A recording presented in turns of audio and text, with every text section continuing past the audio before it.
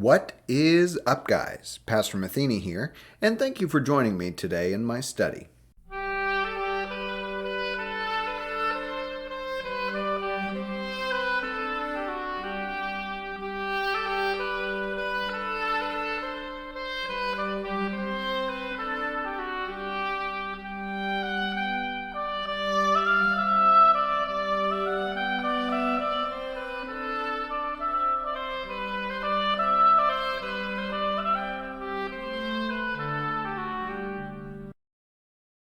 So I wanted to share something with you all that I found this past week.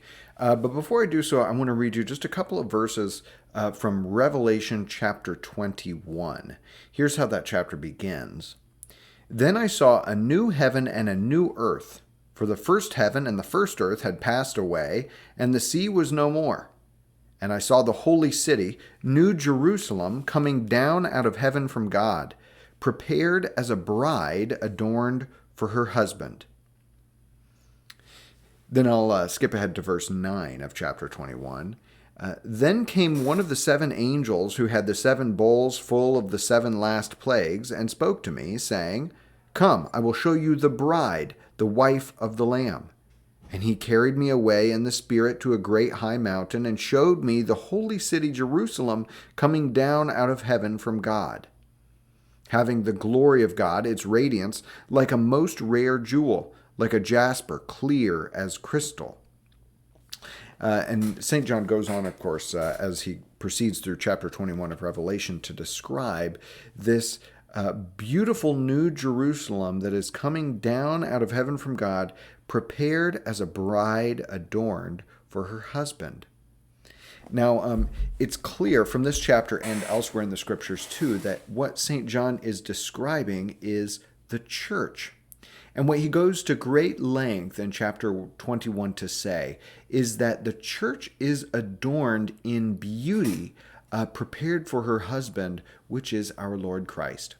So this is what I came across this week. I was just, bumbling around in the church, as I often do, and stumbled into a closet I had not been in before, and I found this stuffed away, kind of dusty, on a shelf, high up and out of sight, locked away in a closet, as I said, where no one could see it. And I pulled it down, and I dusted it off a bit, and I looked at it quite a while, and I analyzed it, and I found out that this was commissioned by our church from a firm in Germany that handcrafted this piece of art for our congregation, for our Saviors. Now, there's more to the story than that, but I thought, it might be worth reflecting on Revelation chapter 21 this week, because it is clear from the words of St. John that the church is adorned in beauty, is clothed as a bride prepared for her husband.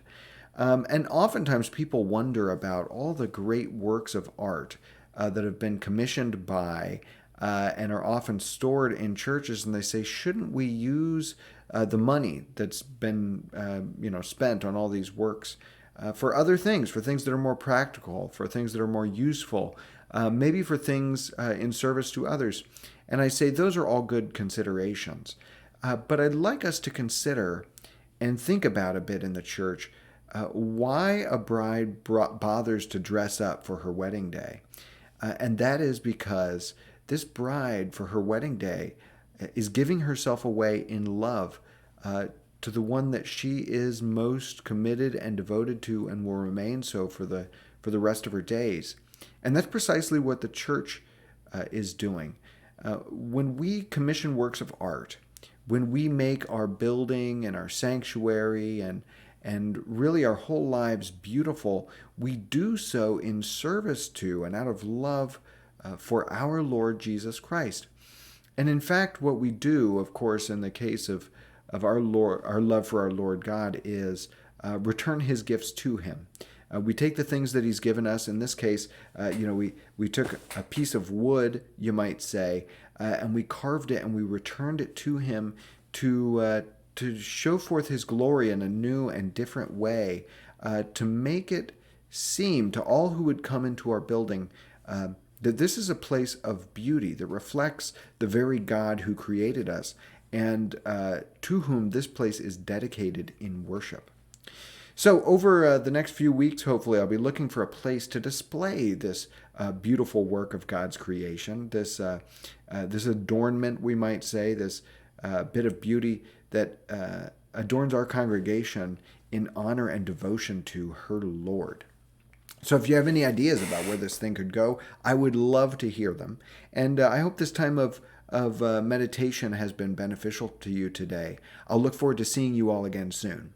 Peace.